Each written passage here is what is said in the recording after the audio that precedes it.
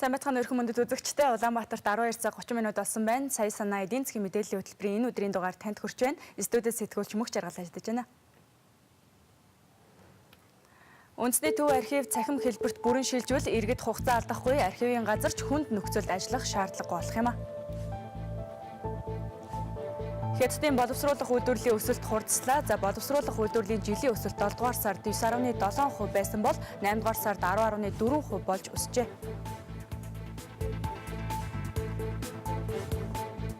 Монгол улсад эрүүл мэндийн даатгалын тогтолцоо үүсч өгцсөний 20 жилийн ой энэ өдрүүдэд тохиож байна.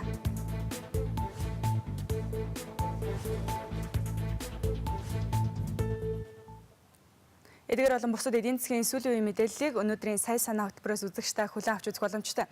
Өчигдөр буюу мигмар гарагт Европын хөрөнгөний зах зээлийн бенчмарк индекс 3 сарынхаа дээд хэмжээгээр өслөө. Ийхүү индекс сүүлийн 5 жилийнхээ дээд хэмжээнд хүрээд байгаа юм. Өчигдрийн хувьд хамгийн сайн мэдээ гэвэл Хятадын үзүүлэлт сайжирсан явдал байлаа. 2 сарынхаа өмнөх байдалтай харьцуулахад Хятадд нөхцөл байдал сайжирсан дүр зурагтай харагдаж байна. Хятадын эерэг нөлөө нь Америк нэгдсэн улсын мөнгөний бодлогын өөрчлөлтийн сөрөг нөлөөг саармагжуулна гэж шинжээчид үзэж байгаамаа. Хятадын боловсруулах үйлдвэрлэлийн өсөлт хурдассан байна. Боловсруулах үйлдвэрлэлийн жилийн өсөлт 7 дугаар сард 9.7% байсан бол 8 дугаар сард 10.4% болж өснө нь эдийн засаг тогтворж байгаа нь харагдаж байгаамаа. 8 дугаар сард жижиглэнгийн худалдаа болоод оны эхнээс хотуудад хийгдсэн хөрөнгө оруулалт хурдтай өсөж шинжээчдийн таамгийг эвдсэн үзүүлэлтийг гаргаж байгаамаа.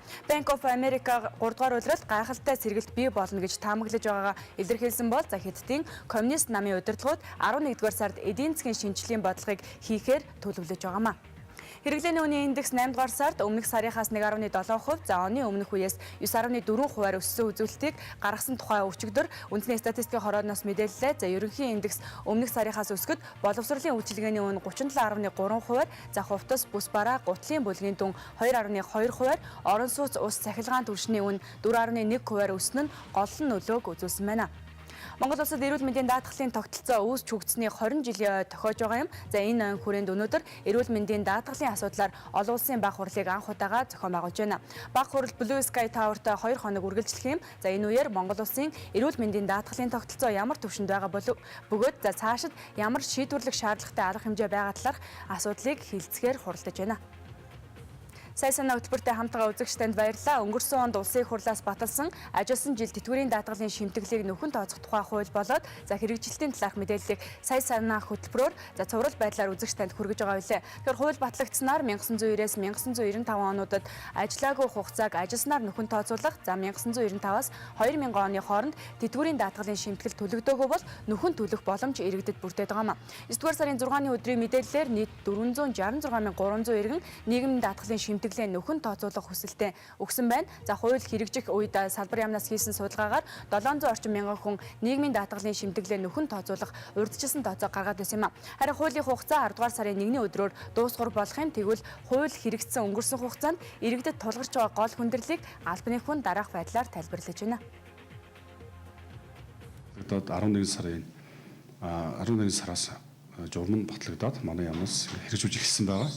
Тэгээ хамгийн гол хүндрэл нь юу вэ гэхээр тухайн бүртгүүлж байгаа хүмүүсийн бүрдүүлэх баримтыг бид нар бол аль болох цөөлсөн. Жишээлбэл цагдаагийн газраас гэмт хэрэг төлөвлөгөөд тодорхойлолтыг иргэд өөрсдөө нэг хэсэг авсныг болиулаад бид нар өөрсдөө цагдаагийн ерөнхий газар руу явуулаа, онлайнаар явуулаад цахимаар шүүдэх тийм ажлыг бол жишээл зохион байгуулсан байгаа. Хэмжлэн юм олон ажлуудыг зохион байгуулсан. Гэхдээ нэг гол бэрхшээл юу байсан бэ гэхээр иргэдийн өөрсдөөс хамаарах материал дээрх нэлээд хүндрэлтэй асуудал байгаа. Жишээлбэл 1992 онд Гутлын үйлдвэрт ажиллаж байгаад хөдөлмөрийн дэвтэртэй байсан гэсэн үг шүү дээ. Энэ үед ажлаа гараад хаяад явцсан. Одоо тэгээд тухайн үед тушаал энэ төр ерөөсө гаргуулаагүй.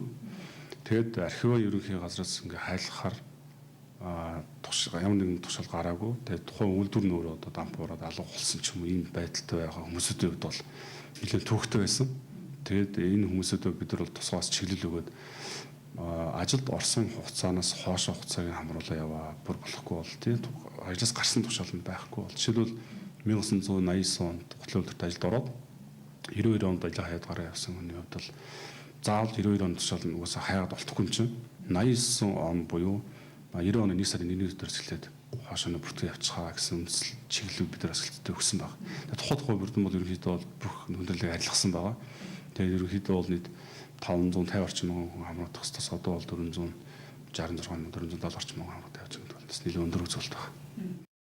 Ажилласан жил тэтгэврийн даатгалын шимтгэлийг нөхөн тооцох тухай хуульд зааснаар нийгмийн даатгалын шимтгэлээ нөхөн тооцоолох хүсэлтэд эргэн за 1990-ээс 2000 онд 18 болон түүнээс дээш буюу насанд хүрсэн байхлаа тухайн онуудад хөдөлмөрийн чадвараа бүрэн алдаагүй байх. За мөн тухайн онуудад хорих ял илээгүй байхаас гадна тухайн онуудад нийгмийн даатгалын сангаас олгох тэтгэвэр тогтоолгоогүй байх ёстой гэсэн үндсэн шаардлагуудыг иргэдэд тавьж байгаамаа.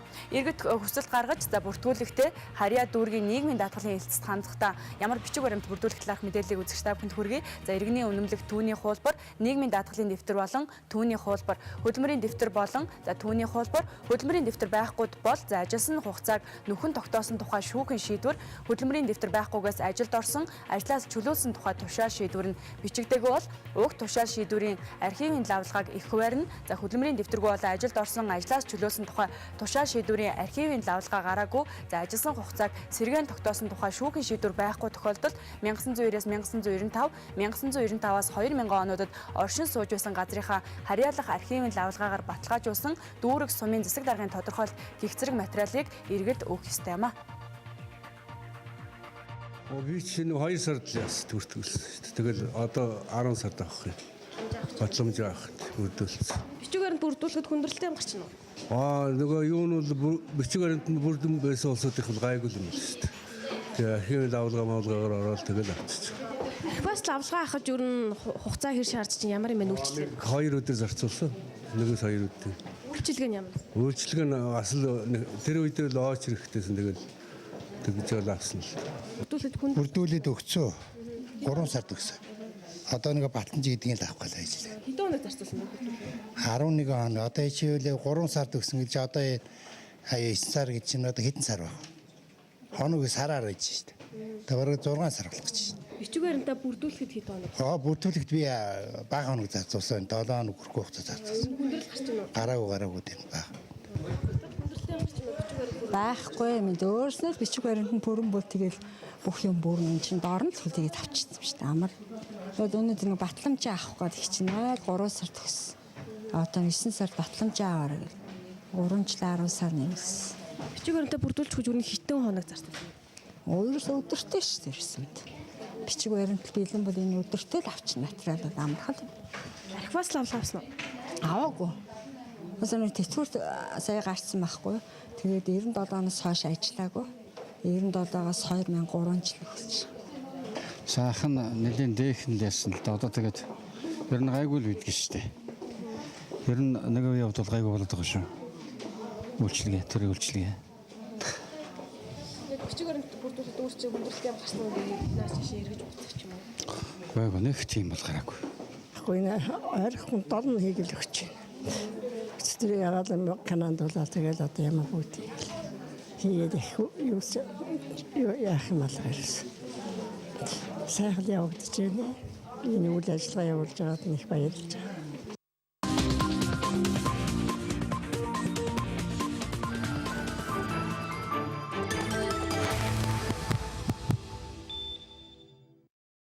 Хөтөлбөртэй хамтгаа үзэгчдэнд баярлалаа. 1960-аад оноос хойш улсын түүх болон хувь хүн байгууллага гээд олон төрлийн сан хөмөргийг хадгалж байдаг үндэсний төв архивын цахим хэлбэрт шилжиж амжаагүй байгаа учраас иргэдийн лавлгааг ажлын 10 хоногт багтаан гаргаж байгаамаа. Тиймээс нөхөн олголтод хамрагдах хүсэлтэд ажилласан хугацаанд тодорхойгүй байгаа иргэд дор хаяж 10 дугаар сарын 1-ээс өмнө 10 хоногийн өмнө архивын төв газар хандах шаардлагатай болж байгаа. Нийгмийн даатгалын шимтгэлийг нөхөн олгохтой холбогдуулан тухайн хүний ажилд орсон тушаал шийдвэрийг хөдөлмөрийн дэвтэрт бичээгүй тохиолдолд үндэсний төв архиваас энэ лавлгааг баталгаажуулах шаардлага байгаамаа. Иймээс үндэсний төв архив 8 дугаар сарын 1-ээс өмнө ачаал ихээр өсөж өдөрт 250-аас 300 иргэн хандаж лавлгаа авч байсан бол өнөөдрийн байдлаар ачаалал багасч өдөртөө 50 орчим хүн үйлчлүүлж байгаа юм байна. За нийгмийн даатгалын нөхөн олголтын бүртгэлийн хугацаа эх сарын 1-нд хүртэл үргэлжлэх учраас иргэд ачаал үүсгэхгүй байх үүднээс яаравчлах шаардлагатай байгаамаа. Үргэлжлүүл үзэгч та бүхэнд за архиваас ямар бичиг баримт лавлага авахд ямар бичиг баримт бүрдүүлэх талаарх мэдээлэл хүргэе. За үүнд иргэний үнэмлэх, байгууллагын нэр, за тухайн оны хязгаар үйлчилгээний төлбөр болох 1000-аас 1500 төгрөг, за үйлчилгээний төлбөр 1 оны захиалга 1000 төгрөг байгаа бол тухайн тушаал архиваас олсон тохиолдолд 1500 төгрөгийг иргэд төлөх ёстой юм а. Нэг манайх бол захимд орж бүдэн орж амжаагүй байгаа. Захимд ороод явж байгаа. Ихэвчлэн энд байгууллагын одоо захимжлын баримт бичгүүд бол гараар шүүгддэг. Тэгэхээр бол маш цаг хугацаа ордог. Иргэд захиалга өгөхдөө одоо ажилласан жилийн лавлага өгөхдөө тухайн ажиллаж байсан байгууллага болон байгууллагын нэрийн өөрчлөлт ажилд орсон гарсан оны хязгаараас мэдж ирэх юм бол нэг чирэгдэлгүй тэгээд лавлага бол түргэн шуурхай олгодог. Нийслэлийн харьяаны байгууллагууд бол нийслэлийн архивтай баримтаа хадгалуулдаг. Улсын харьяаны байгууллагууд бол манай баримтаа хадгалуулдаг. Тэгэхээр хадгалагдж байгаа баримт байгууллагуудын бол онлайнтай учраас тэнцээ гарахгүй л манаас гарахгүй гэсэн юм бол бараг л байхгүй те. Тэнцээ баримтны шүүлгэж баримт нь хадгалагдж байгаа шүүлгэж үзээд байхгүй л тэнцээс байхгүй л гэсэн үг. Тэнцээ шилжиж ирээгүй байх юм бол манайхаас юм уу манай шилжиж ирээгүүл тэдний байх магадлалтай. Манай доор ажиллаж байгаа ажилтнууд нэг байгаа. Нийслэлийн архивын баримтын жагсаалт байгаа. Энд чинь ирсэн иргэд бол тэндээс нийслэлийн архивд ямар баримт байгаа, ямар оны хязгаартай байгааг нь үзээд харж болно. Үндэсний төв архивын сан хөмөргийн баримтыг тоон хэлбэрч шилжүүлэх, за баримтын тоо бүртгэл, эрэлт хайлт, лавлгаа мэдээллийн сан байгуулах, цахим архив үүсгэх ажил үргэлжилж байгаа ч энэ ажил хизээ дуусах нь одоогийн байдлаар тодорхойгүй байна. Өнөөдрийн байдлаар 1933-1956 оны хүн амын тооллого, ардын их хурлын баримтууд цахим хэлбэрч шилжсэн байгаа бөгөөд 1944 оны хүн амын тооллогыг шилжүүлэх ажлыг хийж байгаа талаар албаны хүн мэдээлж байна. За үндэсний төв архив цахим хэлбэрт бүрэн шилжүүл иргэд хугацаа алдахгүй, за архивын газарт хүнд нөхцөлд ажиллахгүй байх шаардлага бүрдэх юм а. Ажилласан жил тэтгэврийн даатгалын нөхөн шимтгэлийг тооцох тухай хуулийн 7 дугаар зүрд бүрдүүлэх бичиг баримтанд 1990-1995, за 1995-аас 2000 онуудад оршин сууж байсан газрынхаа харьяалах аймагт нийслэл дүүргийн засаг даргын тодорхойлт гэж заасан байдаг. Гэтэл 1990 оноос хөдөө орон нутгаас нийслэлийг зорих шилжилт хөдөлгөөн эрс нэмэгдэж нийлд шилжээ иргэсний 40 орчим хувь нь нийслэл төвлөрч байсан дүр зураг харагдаж байдаг. Тийм ч учраас нийгмийн даатгалын нөхөн олголтод хамрагдах хүсэлтэй иргэд тухайн үед хөдөө орон нутагт оршин сууж байсан бол тухайн аймагтаа очиж тодорхойлт авах шаардлага тулгарч байсан. Тухайлах юм бол 1992 онд нэгтэл тарахад Ховд аймагтаа малчин байсан иргэн нэгдэл тарсны дараа хотод ирээд өнөө хүртэл суурьсан тохиолдолд заавал Ховд аймаг руу явж лавлгаа авах шаардлагагүйгээр одоо оршин сууж байгаа газрынхаа тодорхойлтыг аваад за нийгмийн даатгалын шимтгэлээ нөхөн тооцоолох боломж бүрдүүлсэн гэдгийг албаны хүн хэлж байгаа маа. Лавлгаанаас гадна иргэдийн хувьд ажилласан жил тэтгэврийн даатгалын шимтгэлийг нөхөн тооцоолох, өргөдөл гаргагчийн мэдүүлгээ бөглөхтөө буйдлах, за буруу бөглөх тохиолдол их гарч байгаа. За иймээс иргэд танд өргөдлийн маягтаа хэрхэн зөв бөглөх талаар албаны хүний дэлгэрэнгүй тайлбарыг одоо өргөе. Өргөдөл гаргагчийн мэдүүлгийн нэм загвар баталсан байгаа. Энэ загвар маань ерөөсөө ганцхан ганны хуудас, А4-ийн цаасан дээр нэг хуудас. Тэгээд энэ 4-5 төрлийн мэдээллийг шууд бөглөх ёстой байна.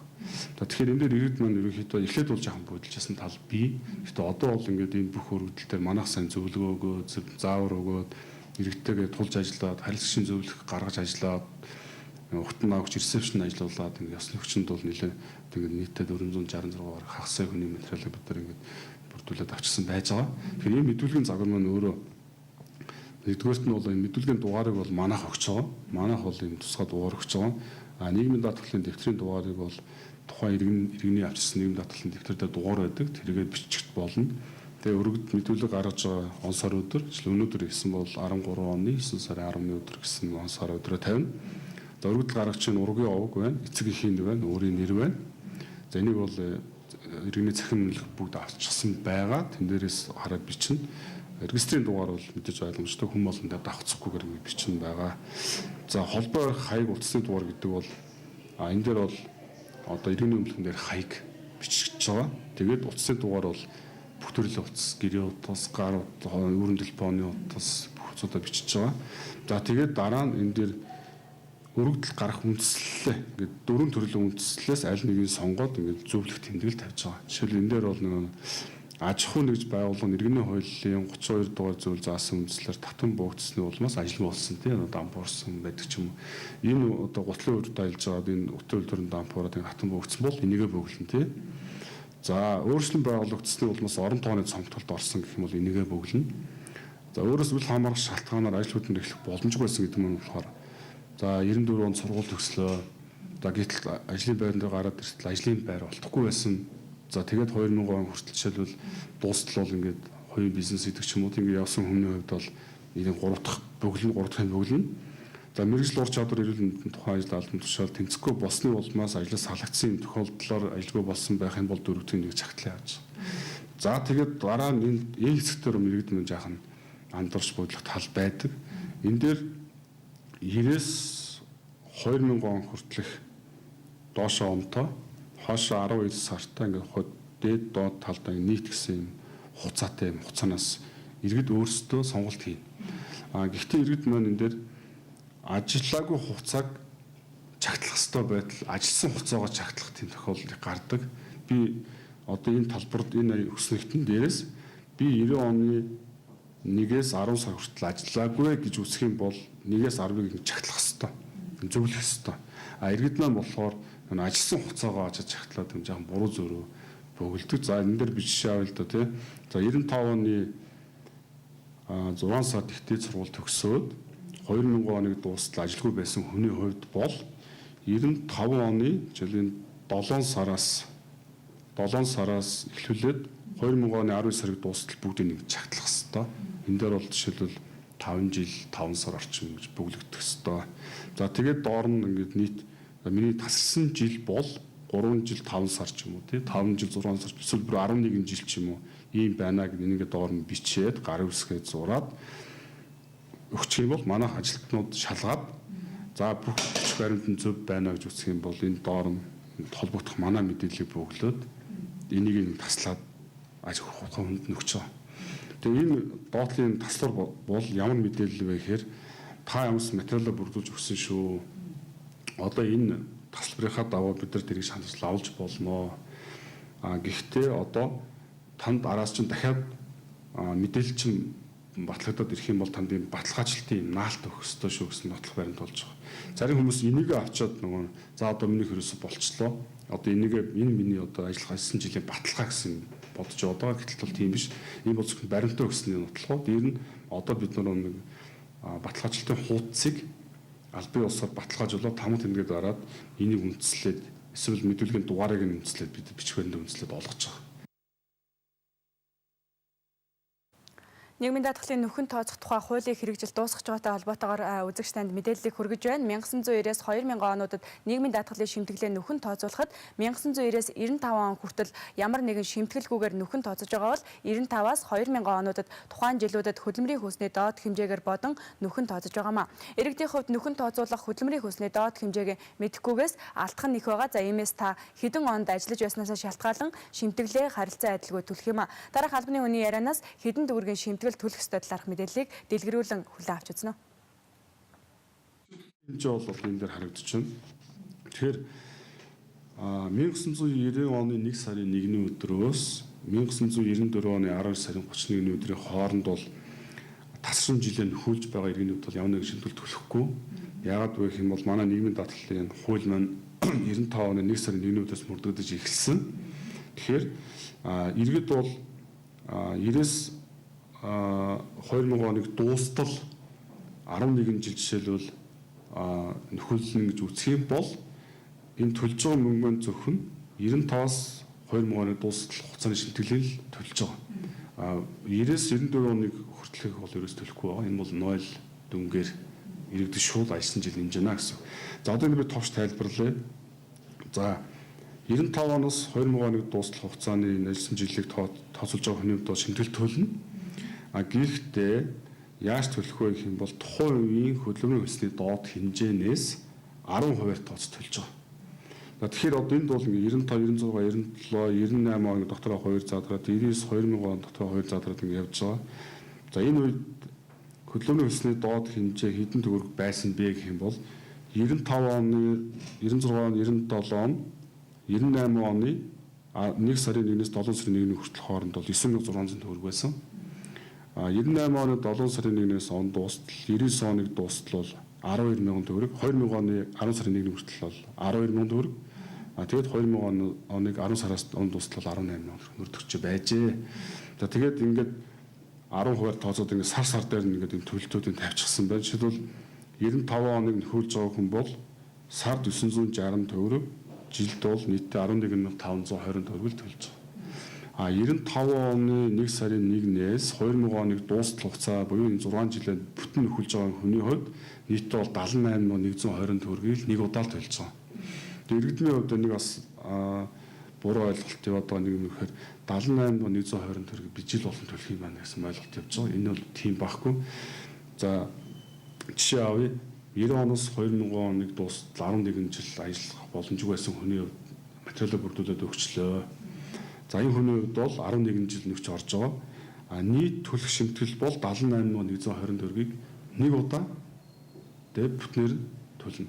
Дундуур нь бол хуваашд би энэ сард 70 дараа сард 8120 төлнө гэсэн юм бол байхгүй.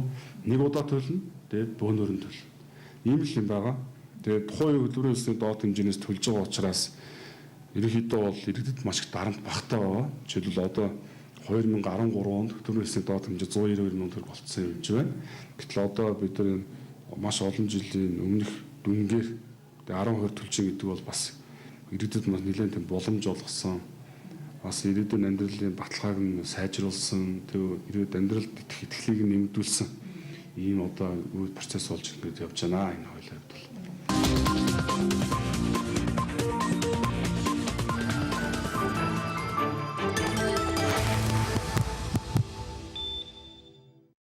Сайн санаа хөтөлбөртэй хамтгаа үзэгчдэнд баярлалаа. Студид сэтгүүлч Мөнх Жаргал ажиллаж байна. Улаанбаатар хотын Сууйраа иргэдийн хувьд бүрдүүлэх шаардлагатай бичиг баримт бүрдүүлэхэд хугацаа алдахгүй давуу талтай юм а. Бүртгэлийн хугацаа дуусахад ердөө 20 хоногийн хугацаа үлдээд байна. За нийгмийн даатгалын нөхөн олголтод өнөөдрийн байдлаар 470 орчим мянган иргэн хамрагдаад байгаа юм а. Нөхөн олголтын бүртгэлийн хугацаа 8 дугаар сарын 1-нд дууссан боловч нийгмийн хамгаалал хөдөлмөрийн яамнаас за хугацааг 2 сараар сунгаж энэ хугацаанд 100 гаруй мянган иргэн шинээр бүртгүүлж нийтдээ 470 мянган орчим хүн одоогийн байдлаар нөхөн олголтод хамрагдах хүсэлтэд ирүүлээд байгаа юм. Иргэдийн хувьд хүсэлтэд өгсөн ч за энэ нь албан ёсоор нийгмийн даатгалаа нөхөн тооцоолжлаа гэсэн үг биш юм. За одоо материалаа өгч хүсэлт гаргасан иргэдийн материалыг дахин нэгтэлж баталгаажуулалтын хуудсыг олгох юм а. 8 дугаар сарын 1 хүртэл материалаа өгсөн иргэдийн нөхөн тооцох хугацаа бол эх оны 1 сарын 1-ээс эхлэх бол за 8 дугаар сарын 1-ээс 10 дугаар сарын 1 хүртэлх хугацаанд материалаа өгсөн иргэдийг 2015 оны 1-р сараас тооцогдох юм. За иймээс иргэдийн хувьд материал хүсэлт өгсөн дараалалаар баталгаажуулалтын хуудсыг олгох юм а.